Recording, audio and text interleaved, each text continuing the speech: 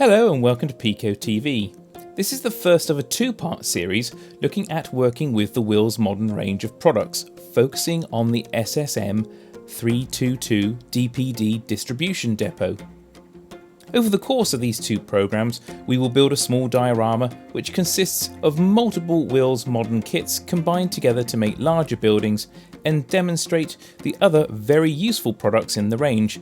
We will also include the Wills Modern SSM 300 Industrial Retail Unit, and I will be fitting the SSM 323 Security Gate Kit.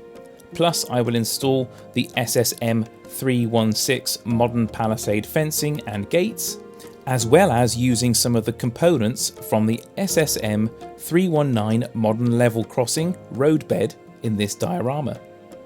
Right, before we get started, it's worth mentioning which tools we're going to need, and we would recommend the PECO Tools Track Layers toolset, the PT100, and the Kit Builders toolset, the PT200.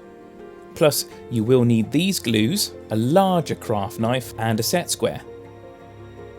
When it comes to painting, you can choose your own colours, but we're using these paints for our diorama and these paints for our buildings. Jeff and I start off by planning our diorama by drawing out a scale drawing onto some paper and cutting out separate sheets of paper which will resemble the size of our finished buildings. I also work out where the fences will run and where I need to fit the security gates. Our diorama is 600mm long and 450mm wide.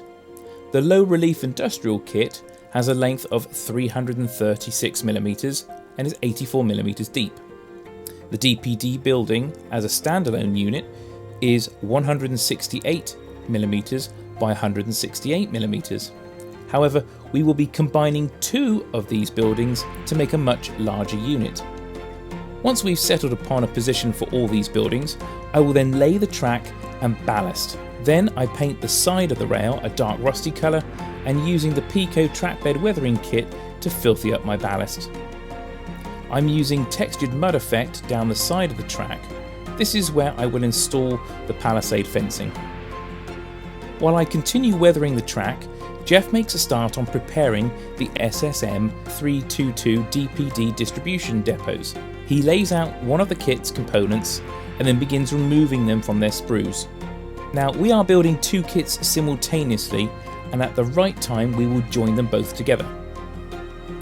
It's worth mentioning that the pre-moulded score lines on the reverse of the plastic walls make the process really easy. This is where you can customise which sections you cut out, giving an overall different look and feel to your building.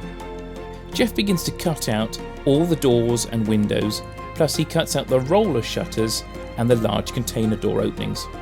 When all the doors and windows have been cut out from both kits, he positions them together like this. Now all the components are separate, we begin the painting process, and when the paint has dried, we join these elements together. When the glue has set and the walls are joined together and painted appropriately, it's time to insert the window frames, doors and the roller shutters.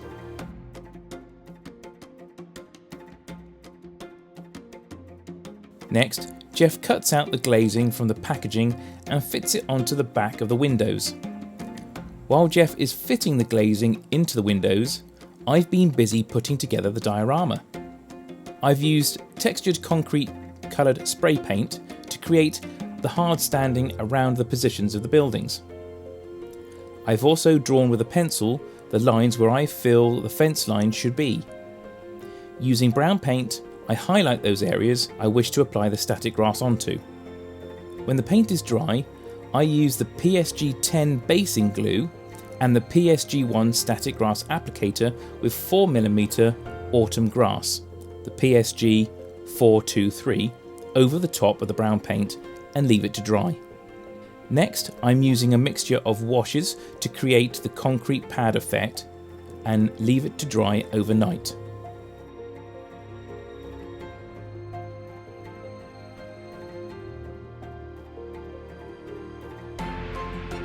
Meanwhile, Jeff takes the special edition printed interior and cuts it out using a craft knife before gluing it onto the backs of the windows. He uses spare windows and doors to cut out different components appropriate for each area, like the lorry unloading bays. And as you can see, this is quite effective. Next time, we'll be looking at bringing all the walls together and constructing our building. Plus, I will be installing the security gates and fences, as well as adding the finishing touches to our diorama. So we look forward to seeing you in part 2, but until the next time, stay safe and keep modelling.